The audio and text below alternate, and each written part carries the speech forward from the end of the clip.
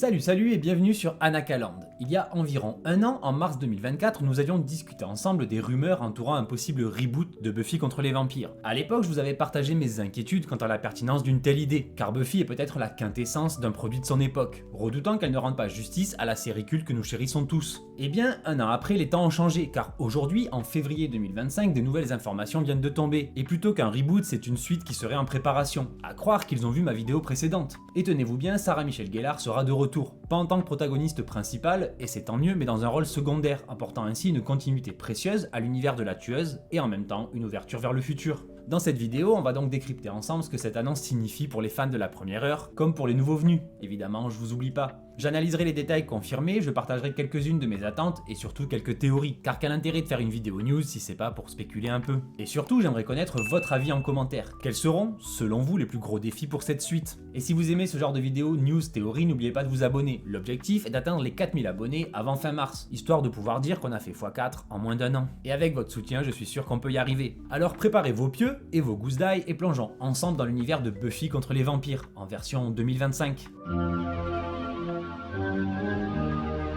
Pour commencer, les infos confirmées sur cette suite de Buffy contre les vampires. C'est donc officiellement officiel, Buffy revient, mais pas comme on l'imaginait au départ. Et comme je disais, c'est tant mieux. Oubliez le reboot total qui inquiétait les fans, cette nouvelle série sera donc vraiment une suite. Et plusieurs éléments clés ont déjà été confirmés. Alors, que sait-on exactement? Sarah Michelle Gellar, comme je le disais, reprendra bien son rôle mythique de Buffy Summers, mais cette fois dans un rôle secondaire. Elle sera également productrice exécutive de la série, tant qu'à se faire un peu de fric, pourquoi hésiter? Cependant, l'actrice elle-même reconnaît que ce projet représente une énorme pression. Elle a décrit le développement de cette suite comme incroyablement stressant, à cause notamment des attentes énormes des fans, et clairement, on la comprend. Mais là où ça devient vraiment intéressant, c'est qu'elle sera pas l'héroïne principale dans cette nouvelle histoire. Existe donc une Buffy vieillissante qui remplirait pour distribuer des mandales aux vampires. Mais alors, sur qui la série va-t-elle se focaliser? Il semblerait, et il serait logique que la série ne veuille pas effacer le passé, mais introduire une nouvelle génération de tueuses. L'histoire tournerait donc autour d'une nouvelle héroïne, qui prendrait alors la relève de Buffy. Quant à elle, elle deviendrait probablement une sorte de mentor, un peu comme Giles l'était pour elle à l'époque. Une façon intelligente de réintégrer le personnage sans forcer un retour qui semblerait artificiel. Mais cette approche soulève une grande question. Qui sera cette nouvelle tueuse? Va-t-on voir l'une des nouvelles tueuses activées à la fin de la saison 7, un tout nouveau personnage sans lien direct avec l'ancienne équipe, ou au contraire une jeune venue au destin unique en son genre? Et pourquoi pas, soyons fous, la fille d'anciens héros de la série? Sinon, côté coulisses, le projet prend une direction totalement inédite. C'est Chloé Zhao, réalisatrice oscarisée pour Nomadland, et qui a aussi réalisé Les Éternels chez Marvel, qui est un peu moins bien, qui réalisera le pilote et sera productrice exécutive de la série. L'écriture, quant à elle, sera confiée aux sœurs Nora et Lola Zuckerman, connues pour leur travail sur Fringe, une super série, Prodigal Son ou encore Agent of S.H.I.E.L.D. Et parmi les producteurs exécutifs, on retrouve quelques noms familiers. Gail Berman, Fran et Kaz Kuzui qui étaient déjà impliqués dans la série originale, mais aussi Dolly Parton qui avait déjà financé Buffy à l'époque. Oui, rappelez-vous, on en avait déjà parlé très rapidement dans la vidéo précédente. Mais évidemment, l'absence qui fait beaucoup parler, c'est celle de Joss Whedon. Le créateur de Buffy ne sera pas impliqué dans ce projet, suite aux nombreuses polémiques qui ont terni sa réputation, notamment. Et pour le coup, certes, c'est compréhensible, mais c'est aussi inquiétant et un peu dommage, car Buffy c'était quand même vraiment son bébé. Enfin, cette nouvelle série Buffy, dont on ignore encore le véritable nom, sûrement Machine, la tueuse de vampires, est officiellement commandée par Hulu, qui a déjà validé un pilote. Petit souci pour nous qui n'en est pas vraiment un, Hulu n'est pas dispo en France, mais il y a de fortes chances que ça soit diffusé sur Disney+, comme la plupart de leurs programmes. Même si on ignore encore totalement quand est-ce que cette série pourrait débarquer. Il observe et il attend un ennemi invisible dont il ne sait rien encore. Seuls les nerfs de cet homme crient en silence, parce qu'il craint que cette nuit puisse être la dernière. Oh, tu vas la fermer.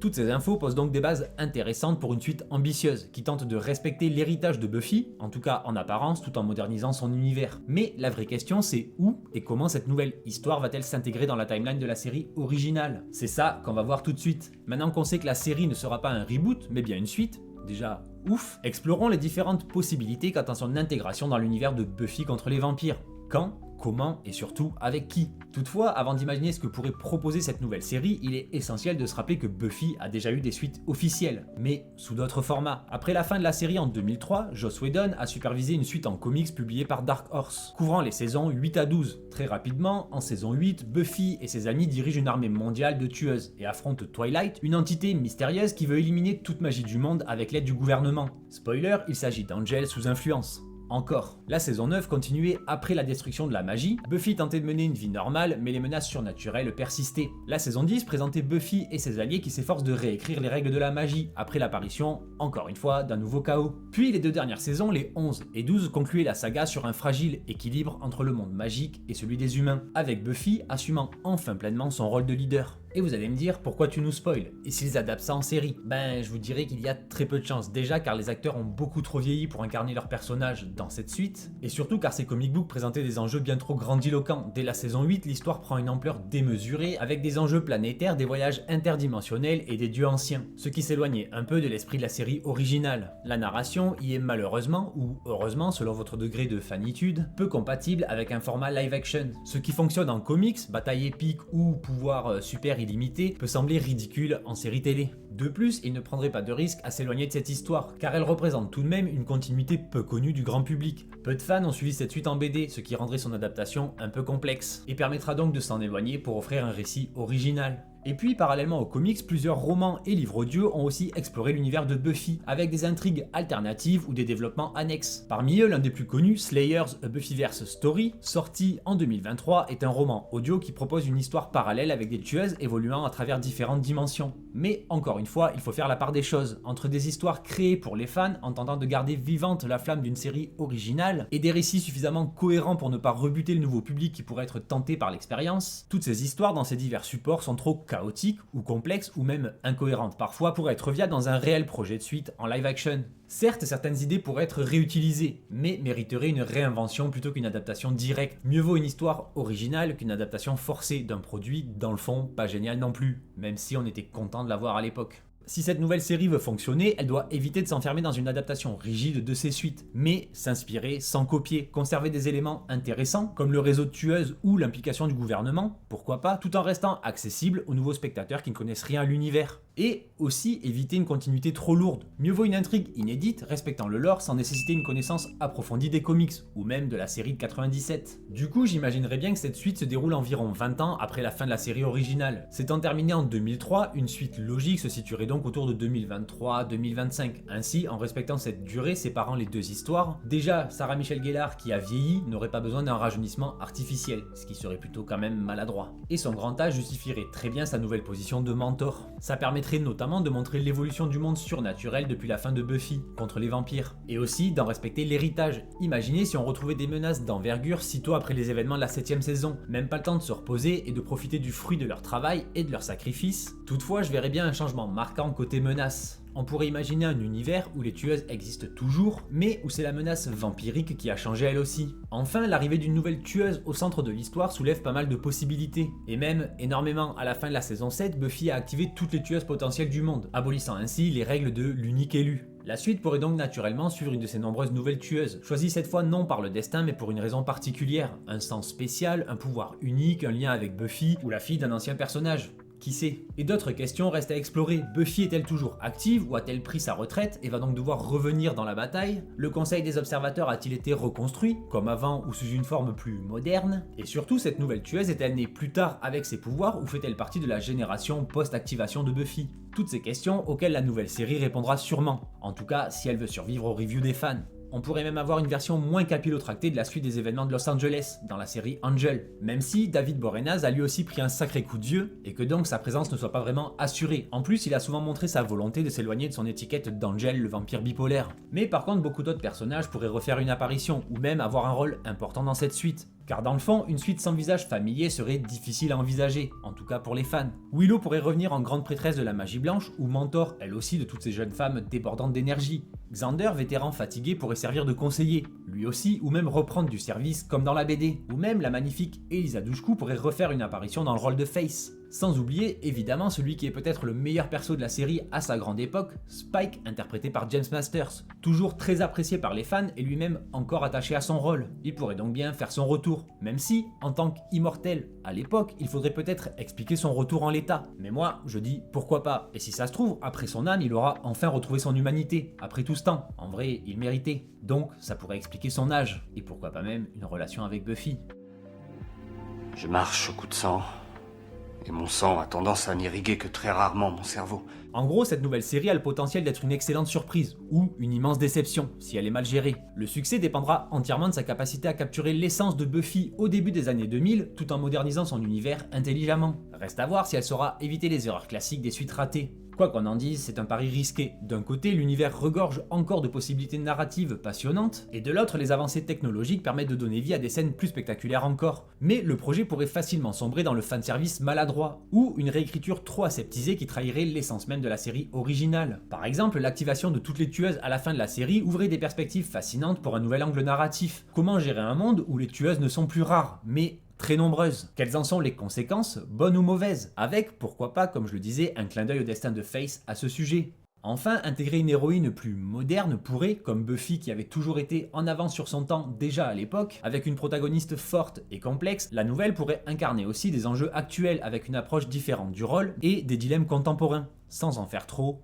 évidemment. Sans oublier la plus marquante des évolutions depuis 20 ans, la technique. Avec les moyens technologiques améliorés d'aujourd'hui, les combats et les effets spéciaux peuvent être bien plus impressionnants qu'en 97, ou même qu'en 2003. Les chorégraphies des combats pourraient être bien plus travaillées et dynamiques, parce que c'était clairement un des gros défauts de la série à l'époque, même si avec nostalgie, j'adore toujours autant. Mais bon, s'il vous plaît, prenez des doublures qui ressemblent au moins un peu aux acteurs, et la réalisation peut exploiter une approche plus cinématographique rendant l'action encore plus immersive, ou même la narration, soyons fous. Toutefois, les risques sont énormes aussi. Le fanservice forcé, trop d'éléments nostalgiques mal intégrés risquerait d'alourdir la série. Faire revenir des personnages iconiques, si ça arrive, doit être justifié par l'intrigue, pas juste pour faire plaisir aux fans, ou pire, une écriture aseptisée, ce que je crains clairement le plus. Buffy se démarquait par son humour mordant, son ton parfois irrévérencieux et ses dialogues percutants. Une version trop lisse, édulcorée pour plaire à un public large et moderne, trahirait son identité. Ou encore la perte de l'équilibre entre légèreté et drame. La force de la série originale était sa capacité à jongler entre comédie, horreur et émotion. Un ton trop sérieux ou trop léger risquerait de déséquilibrer la série et d'en faire une énième suite bidon comme Charmed, X-Files ou même Star Wars. Et là, pour le coup, ça serait triste. Autant laisser Buffy reposer en paix. Ça fait déjà 2 fois que vous la ressuscitez, ça suffit. Et clairement, c'était pas gagné. La série avait fait des sujets de son époque de véritables enjeux narratifs tout en s'autorisant du second degré, et parfois même une satire. Et aujourd'hui, tout ceci a tendance à prendre les devants de la scène, au lieu de simplement nourrir le récit. Espérons donc que la série ne tombera pas dans le piège du DEI forcé. On verra bien.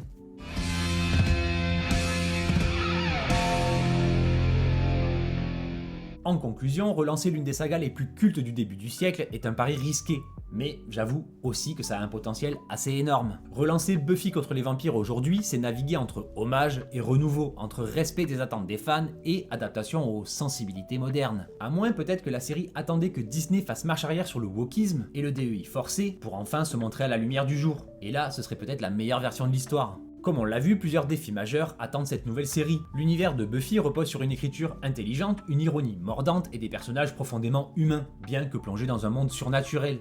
Mais aujourd'hui, le paysage audiovisuel a changé. Une suite doit malheureusement s'adapter aux nouvelles attentes, sans renier ce qui en faisait la force de la série originale. Un casting plus inclusif, évidemment la question va se poser, et pourquoi pas, mais à condition que cela ne se fasse pas au détriment du fond, et que ça ait du sens. Buffy était déjà une série très progressiste pour son époque. Elle abordait le féminisme, la diversité et des sujets de société sans jamais être didactique, ni même prendre les gens de haut. Au contraire, elle nous laissait tirer nos conclusions. L'enjeu sera donc de conserver cet équilibre, sans sombrer dans un discours trop forcé qui sonnerait artificiel, comme tout le temps maintenant. Tout comme avec le ton et l'humour. L'ADN de Buffy, c'était son mélange unique. Trop de sérieux rendrait la série fade, et trop d'humour dénaturerait son impact émotionnel. Pour terminer, je dirais que cette suite devra respecter les règles et les événements déjà établis, avant de pouvoir introduire de nouveaux enjeux. Le rôle de Buffy Summer doit être clair et cohérent avec son évolution passée. La fin de la saison 7 a changé les règles du jeu des tueuses. Ce statu quo doit être exploré intelligemment, sans contradiction ni facilité scénaristique. Et les anciens personnages, s'ils reviennent, devront être des atouts et non des fardeaux. Leur retour doit servir l'histoire et non être un simple clin d'œil nostalgique.